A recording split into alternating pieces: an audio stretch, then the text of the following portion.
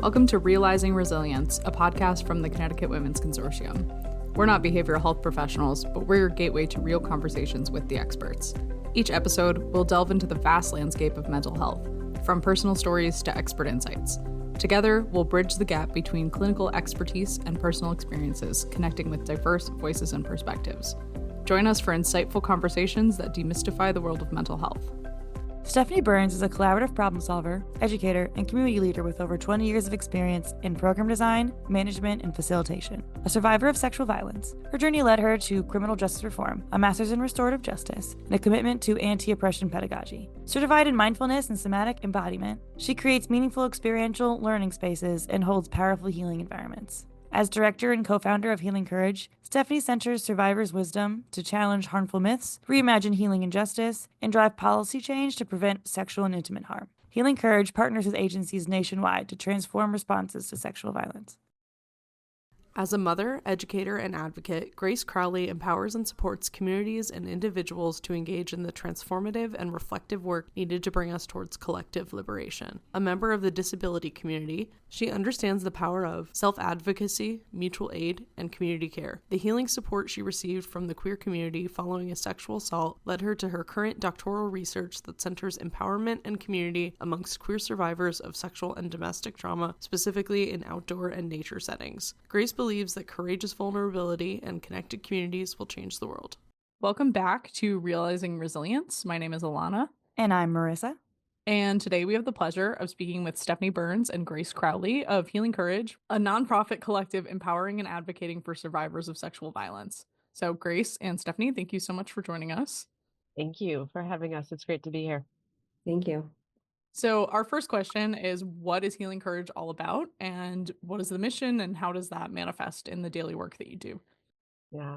Thanks for asking that, Alana. Healing Courage is about transformation. It's about learning. It's about healing. We are dedicated to centering survivor wisdom to transform our cultures and our responses to sexual violence. And so as part of that, it is also about survivors and community and folks who've harmed. It's about listening to survivor wisdom to deepen our learning and understanding of sexual and intimate violence. And it's about transforming our culture through deeper learning and understanding and addressing also those challenges that we have as a culture and community to engage in the hard community issues of sexual and intimate violence, which are community issues, right? We often hear like, that's a men's issue, that's a women's issue. It's a community issue. It's a health epidemic that we've not yet reckoned with. And I think we've barely started to learn how to engage in conversation about it, let alone solve it. So I think with that, it's also about connection and validation and innovation and building relational accountability as a community to design solutions and systems to do better by survivors.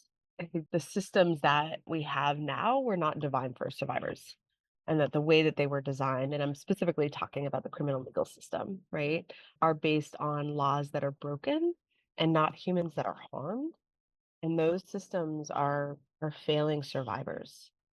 And so our work is really about, like I said, centering survivors and community, having that conversation, and, redefining, I think, what accountability looks like, what healing looks like, right? We're often taught that accountability is punishment and that there's one way to heal. And I think healing is a really nonlinear process. It's not something I would ever define for another person. And so I think that's part of the work as well, is allowing survivors and their communities to really identify kind of what does healing look like? What do we need to support one another in this work? Did I leave anything else out, Grace? Anything to add? Yeah, really just to emphasize the reality that not only are we working on building community, but we're helping support people in continuing that community building outside of this circle to create that cultural shift.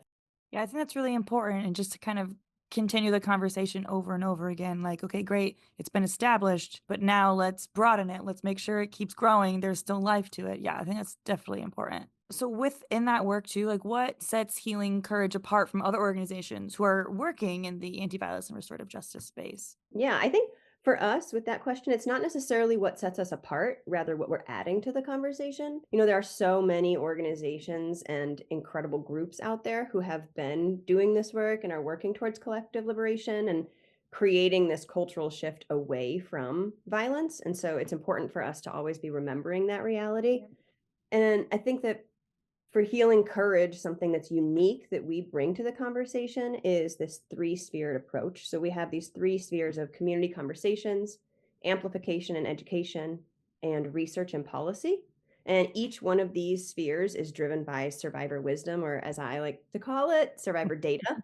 And so by using this survivor wisdom or this survivor data to guide all of our designs, we're constantly changing and shifting our approach to meet and respond to the evolving needs of survivors, and our understanding of what we're learning and how that shifts and how that changes.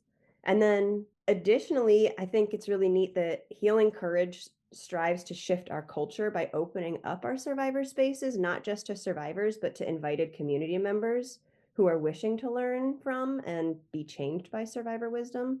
And so that's that added piece of not only building our community of survivors within our circle, but then inviting other people so that they can continue to be a supportive community for other survivors, because there are an infinite number of survivors out there, and we all have community that we lean upon. I do love how you shifted that wording. Adding to the conversation, I think, is such a great way of looking at it. Like you touched upon, it's a cultural issue. It's ingrained in all of our systems. So we have to bring in people who aren't survivors themselves to really make that change. Yeah, I love that you said that, Alana. I have facilitated many, many conversations with survivors, and those are incredibly powerful conversations. And I also think that, it's not solving this, right? This community issue isn't going to be survivors sitting in a room talking about their experiences, right? We need community, we need decision makers, we need, folks who understand this and folks who don't understand this, right? To come together and say, hey, we need to work together and figure out how to solve this, because it is the most underreported and underprosecuted crime that exists in our community, in our culture, and yet we also know, I think, a lot about it in some ways, and what creates it and what perpetrates it. It's not just a survivor issue in that way. So you're going to be leading a training with us in January, which is very exciting. It's called Beyond Trauma-Informed Approaches, Creating Healing-Centered Spaces for Survivors of Sexual and Intimate Violence. So how will this training prepare clinicians to foster those spaces and give them some skills that respect and uplift survivors? Like we were just talking about, it's about making space and learning how to have this conversation, right? First and foremost, because I think this is a conversation that isn't always an easy conversation to have.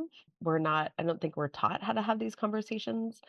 And I think also with that, it's about learning to allow survivors to lead their own healing process, right? A lot of things that we do in our right in our systems and our dominant culture is really kind of from like a top down approach in a lot of ways, and this is about, and Grace said it, sort of perfectly, like the conversations and the work that we do is really about being flexible so that we can be responsive to survivors and to survivor needs and what's happening in that moment or in that conversation, and so really allowing survivors to drive that, and so looking at it from that, so training ourselves, right, to look at it from that perspective, almost in a way, it doesn't really matter what I think I know about healing. I want to know what that survivor needs, right, in their process. I want to know what their experience was like, and I want to know how they imagine, right, how it would look like differently. And so I think that that's a big piece of it. And then, the other pieces of the training is that, acknowledging and grounding ourselves in cultural mythology, right? Mythology drives our thoughts, our beliefs, our behaviors, our systems, right? It drives how we respond to survivors. So really acknowledging that and grounding ourselves in that, along with the challenges of the criminal legal system and how that landscape relates to survivors of sexual and intimate violence. I mentioned earlier that it is the most underreported and underprosecuted crime. And so really looking at sort of the reasons underneath that. Why don't survivors come forward and report?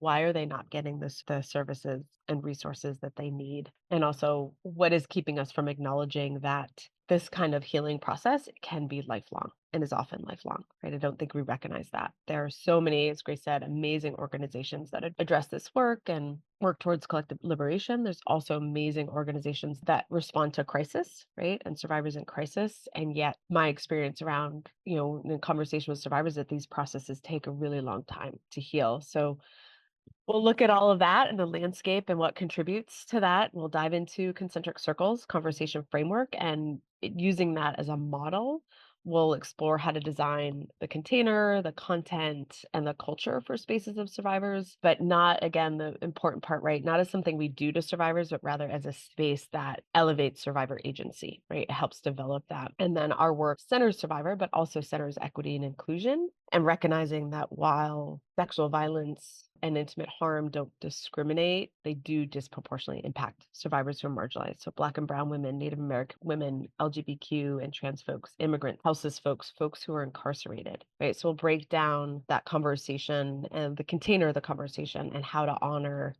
sort of all those voices and modalities and bring that conversation to life in that space. Anything I left out, Grace? I'd love to add too that during that training and during these workshops, we actually do bring in survivor wisdom and survivor data, firsthand information. And so we are using the literal words verbatim from survivors that they have. Yeah, we're using the words of survivors to uplift them. So we're not coming in and paraphrasing. We're not coming in and saying, this is what we've learned. We are actually bringing in the exact wording that survivors have shared with us. And so I think that's an important piece as well, that we're consensually bringing survivors into the room with us. Without requiring the heavy lift of them needing to be there and share their stories in spaces that may not be ready for them. I think that's a really important aspect of the whole training too, and kind of makes it, I don't want to say personal, but like real, that you can talk about it all you want or hear about it on the news, but seeing the survivor wisdom, the survivor data makes it more tangible in a way. So I think that's definitely a really important part of the training for sure.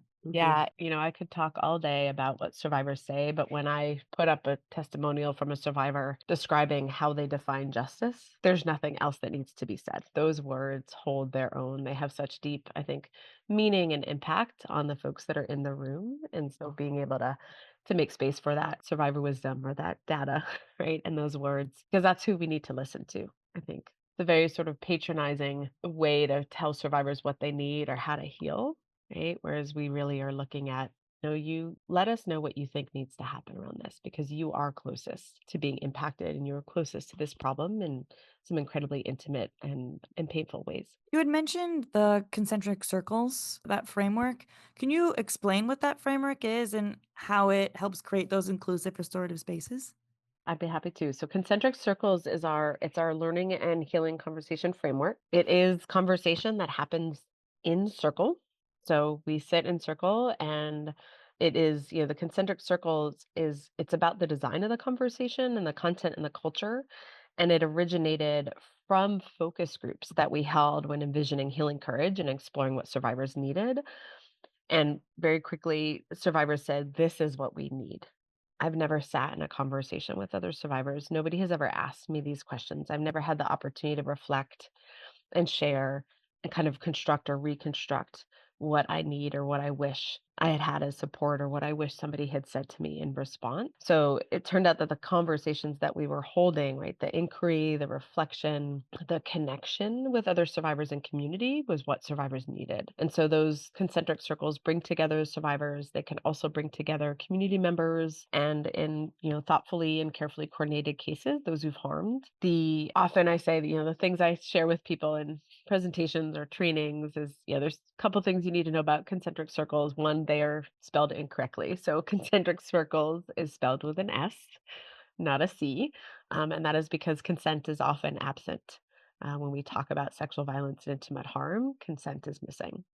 And so that's, I think, an important part. And also that they are really flexible and responsive, as we've said. So they are customized depending on which anti-violence agency we're working with or which community that we're working with. Just last week, I was at a university working with counselors and advocates. And so we engaged in a concentric circle conversation in the morning as part of the training. And those questions looked a little bit differently than they might look if we were facilitating a conversation with survivors or with survivors and community members, right? So they're very flexible. And in those conversations and those very sort of customized configurations, we're reflecting on and exploring discussion around the impacts of sexual and intimate violence. We're looking at community response and then also looking at systems of healing and justice.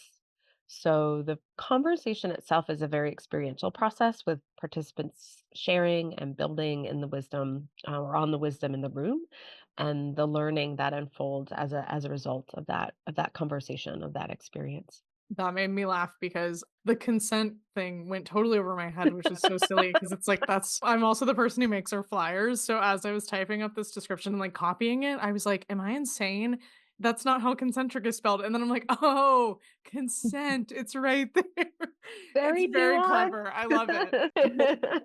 I would say there's lots of red squigglies, right, on anything that I'm, writing underneath. It's like, you spelled this wrong. I'm like, no, I didn't. No, I didn't. Yeah, there's always somebody in every training or every presentation that's like, concentric is spelled wrong. Yes, read the fine print on the bottom. I love it. You made me think of too of we talk about pedagogical approaches or educational approaches, right, to this work. So much of this work is really grounded in learning, right? And how we learn and what are the most effective conditions for learning. And we sort of apply that also for what are the most effective conditions for connection and learning, and healing, right? And accountability. And what does that look like? And everything that we do in the conversation is consensual, right? We are building a culture of consent as we are having this conversation. And so even in the conversation, we say, at the end of the conversation, we'll usually wrap up, with survivors and say, well, today we talked about this and this is what I heard. And this topic came up a lot. What do we think about diving more deeply into that next time? Or what are some other ideas that folks have, right? So again, there's not just that sort of responsive, right, customized piece. There's also that very consensual piece that we're building this conversation together. And, I think that is really important because that's really unique and different in our education system, right? For the most part, our criminal legal system, right? These are systems that things happen to us, right? Not with us. And so I think that's a really important practice that we bring into these conversations and the work that we do. And it's actually at the core of Grace's research, which is a conversation for another time. But Grace, if you want to maybe mention that a little bit about participatory action research, but yeah, it's a really amazing approach to how we do our quote unquote research with this work. I think diving into the research part is another conversation, but definitely participatory action research is a style of research or a form of research that really centers the group who is being researched upon and switching that up, the power dynamic there, and that the folks who are at the center of the research have to be a driving force of that. And there has to be some benefit for them to be engaged in the research. So we can definitely dive into that at a later time, but that's something that's very near and dear to my heart, is working with people to change the circumstances that we're all living within from the ground up, from grassroots. And like Marisa said, just the making it real with having the story of a real person, but in this way where you're not just making them a statistic or limiting them to being a statistic, but they also don't have to like be extremely vulnerable and rehash their trauma over and over to try to prove a point or be taken seriously. That's very cool. I will want to learn more about that. And at the end of the day, we're engaging in something that is really truly deeply human. Humans have been sitting in circle having conversation since time immemorial, and that's really at the heart of what we're continuing to do today in 2024 and beyond. I appreciate you two taking the time out to speak with us because this is great. I've learned a lot about how this all works and how you guys function as an organization. So I'm very interested in your training as well. And I'm really glad you guys got to speak with us today. Yeah. We hope to see you there. Yeah. Why? I mean, I might as well. Thanks, Marisa. Thanks so much, Alana. It's really great connecting with you both. Thank you so much. Absolutely. Links will be in the description to learn more about Healing Courage and sign up for Beyond Trauma-Informed Approaches, creating healing-centered spaces for survivors of sexual and intimate violence on January 14th. Check out our links below to keep up with us at the Connecticut Women's Consortium. Thank you for tuning in today, and we'll see you next time.